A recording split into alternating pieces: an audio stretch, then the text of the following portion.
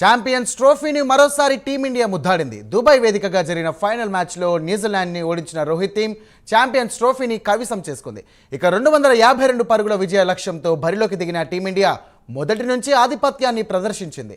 Opener Rohit Sharma, Shubman గిల్తో కలిసి తొలి వికెట్కి 105 పరుగులు జోడించారు. భారత బౌలర్లతో రోహిత్ శర్మ 76, శుభమన్ గిల్ 31, శ్రేయస్ అయ్యర్ 48, అక్షర్ పటేల్ 29, కేఎల్ రాహుల్ 34, పాండ్యా 18, జడేజా 9 పరుగులు చేశారు.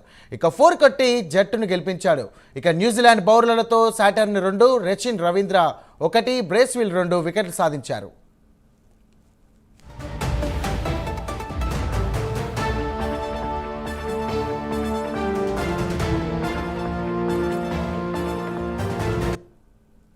అంతకుముందు తొలుత బ్యాటింగ్ చేసిన న్యూజిలాండ్ జట్టు నిర్ణీత 50 ఓవర్లలో 7 వికెట్ల నష్టానికి 251 పరుగులు చేసింది.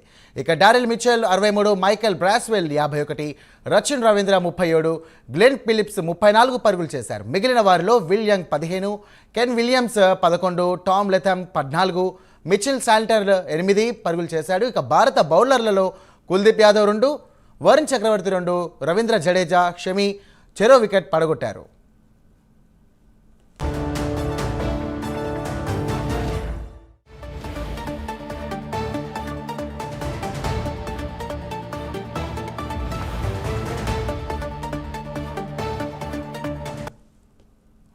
బ్రేకింగ్ చూస్తున్నాం. ఛాంపియన్స్ ట్రోఫీని మరోసారి టీమిండియా ముద్దాడింది. దుబాయ్ వేదికగా జరిగిన ఫైనల్ మ్యాచ్లో న్యూజిలాండ్ని ఓడించిన రోహిత్ టీం ఛాంపియన్స్ ట్రోఫీని కైవసం చేసుకుంది. 252 పరుగుల విజయ లక్ష్యంతో బరిలోకి దిగిన టీమిండియా మొదటి నుంచి ఆధిపత్యాన్ని ప్రదర్శించింది. ఓపెనర్ రోహిత్ శర్మ, శుభమన్ గిల్తో కలిసి తొలి వికెట్కి 105 పరుగులు జోడించాడు. భారత బ్యాటర్లతో రోహిత్ శర్మ 76, శుభమన్ గిల్ 31, శ్రేయస్ అయ్యర్ 48, అక్షర్ పటేల్ 29, కేఎల్ రాహుల్ 34, పాండ్యా 18, ఇక జడేజా 9 పరుగులు చేశారు. 4 కొట్టి జట్టును గెలిపించాడు. ఇక న్యూజిలాండ్ బౌలర్లలో సాటర్న్ 2, రచిన్ రవీంద్ర 1, బ్రేస్వెల్ 2 వికెట్లను సాధించారు.